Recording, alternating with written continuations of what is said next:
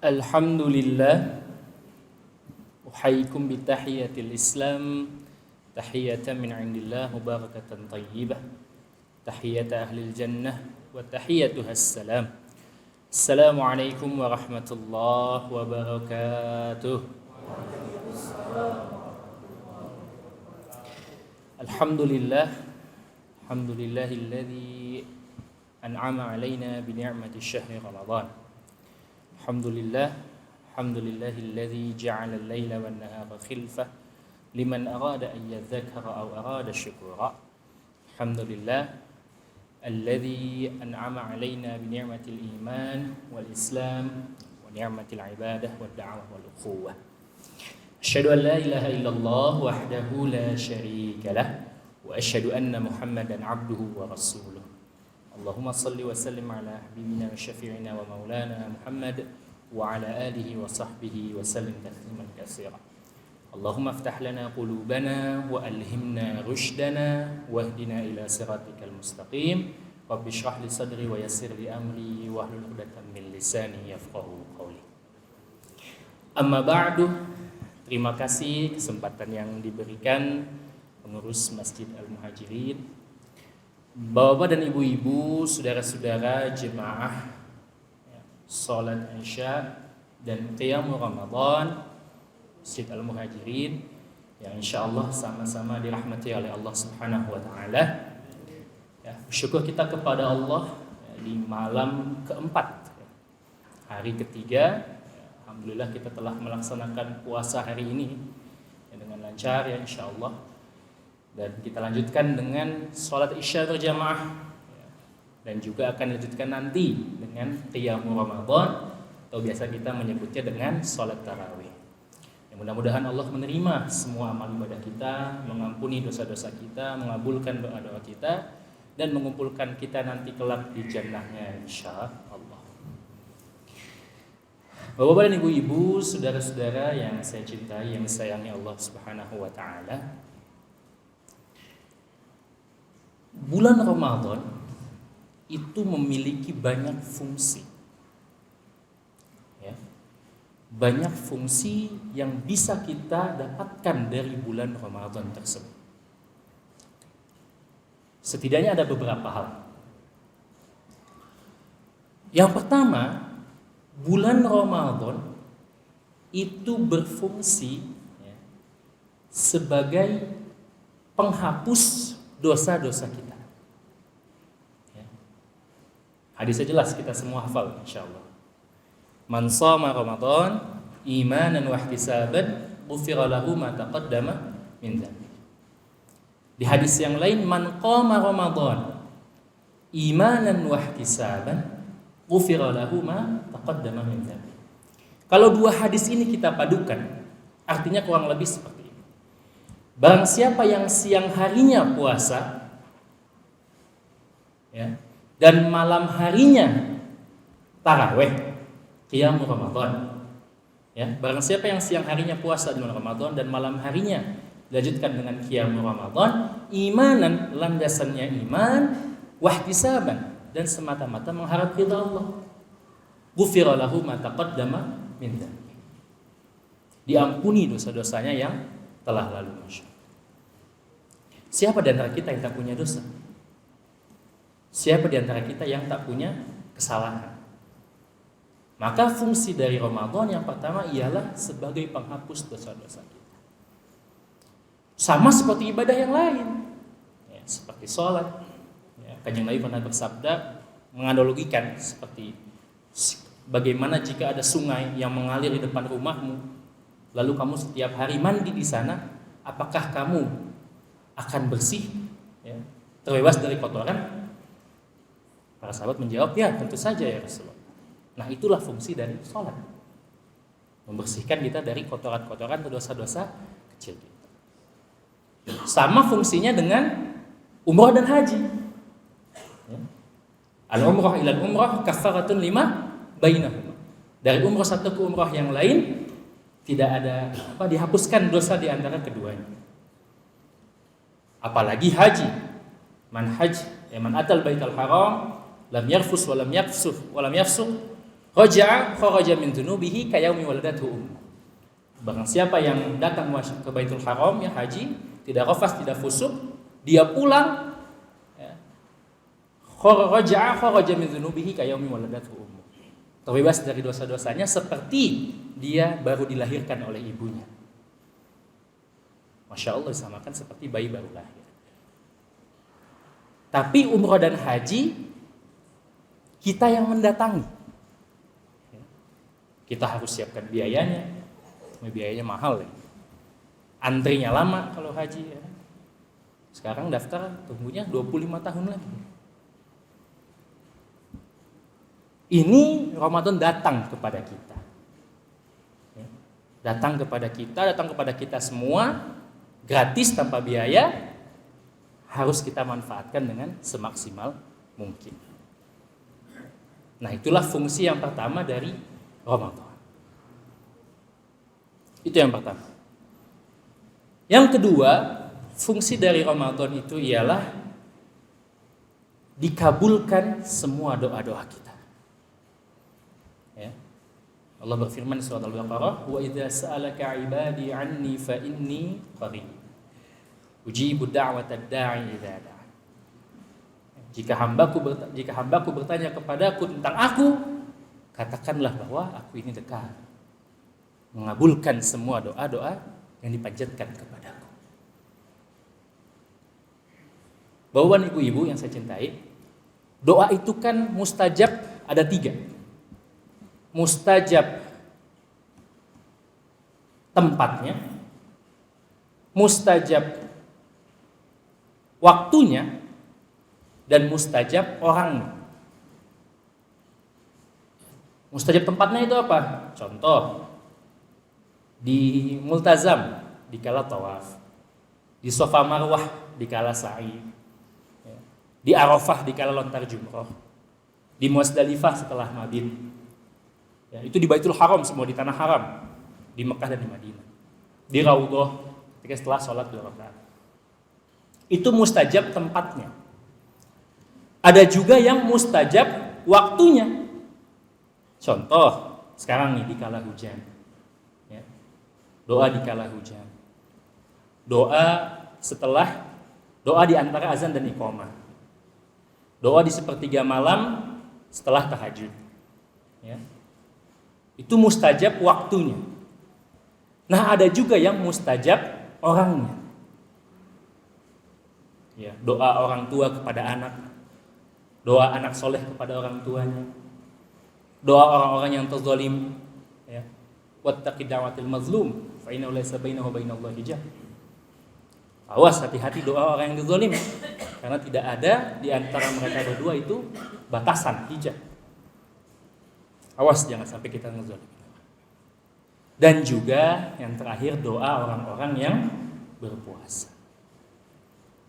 Jadi mustajab, kita sudah mustajab orangnya, mustajab juga waktunya dikala menjelang berbuka. Sekarang juga apalagi sedang hujan. Makanya kata Kanjeng Nabi, umrah Ramadan itu senilai haji bersamaku. Ya, umrah Ramadan itu seperti haji bersama Kanjeng Nabi. Karena itu doanya mustajab orangnya, mustajab waktunya, mustajab juga tempat. Nah, itu kelebihan fungsi-fungsi Ramadan yang harus kita manfaatkan.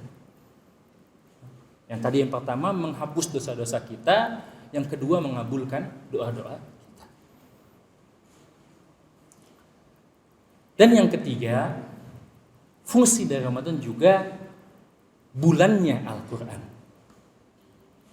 Syahrul Ramadan alladzi unzila fihil Quran hudal linnasi wa bayyinatin minal huda wal furqan. Ya, jadi Ramadan ini bulannya Al-Quran.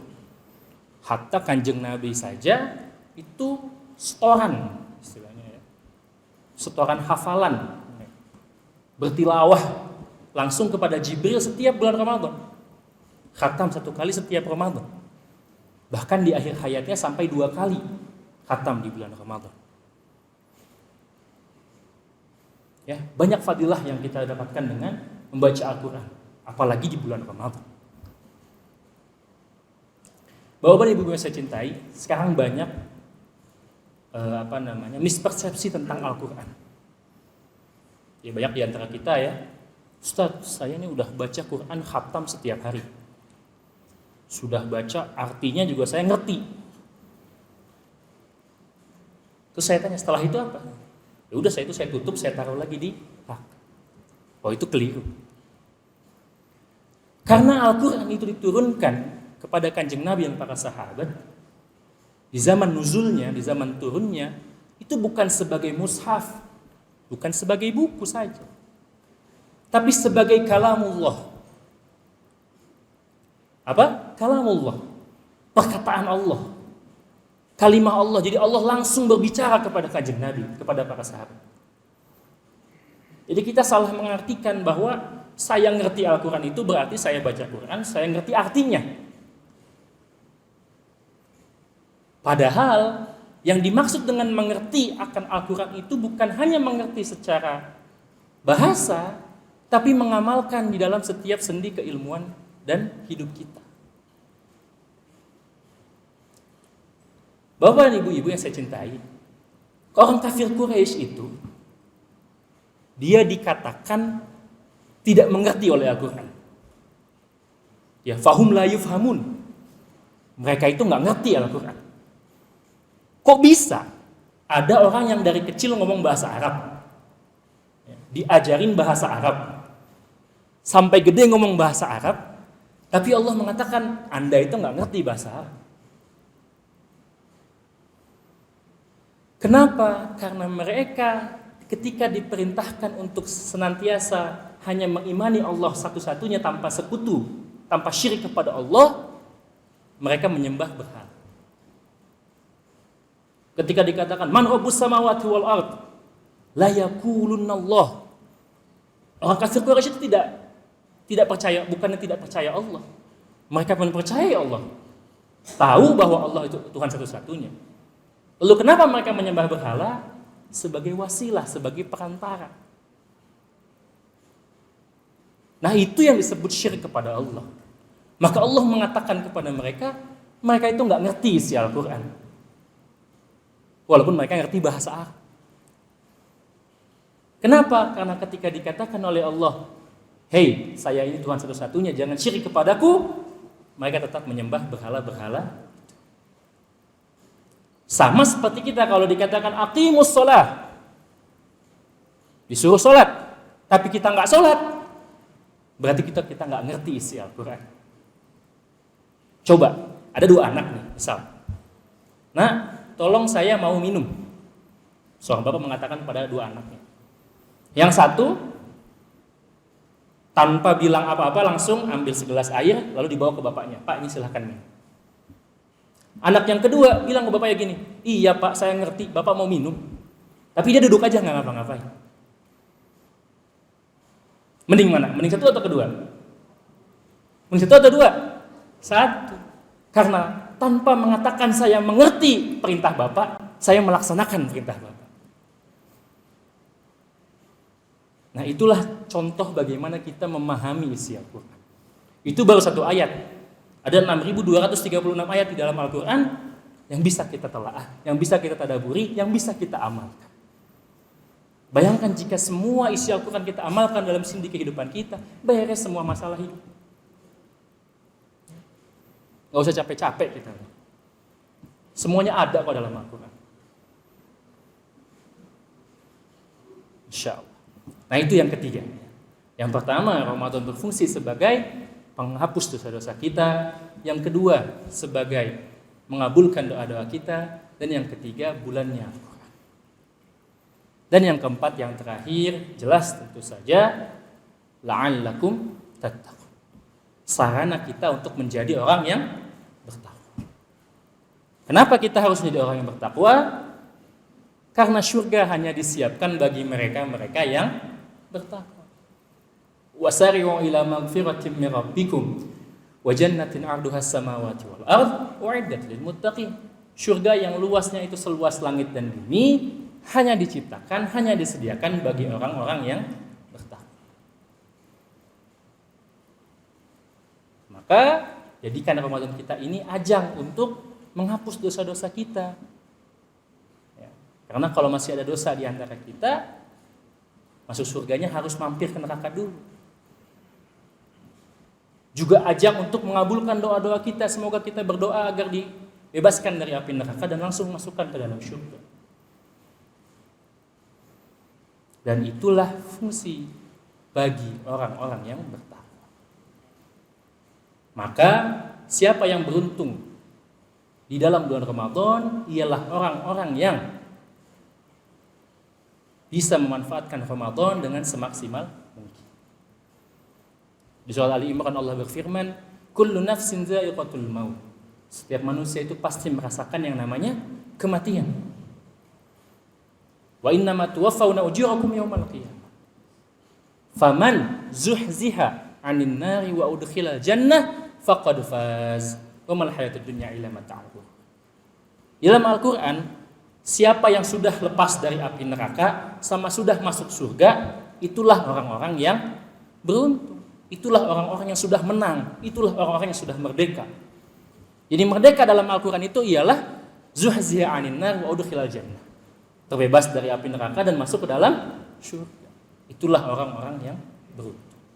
Dan dengan Ramadan kita harus maksimalkan, kita fungsikan ya segala fadilah-fadilah yang Allah berikan kepada kita di bulan Ramadan dengan semaksimal mungkin. Agar nanti insya Allah kita semua yang berkumpul hari ini di sini bisa berkumpul di surganya kelak insya Allah.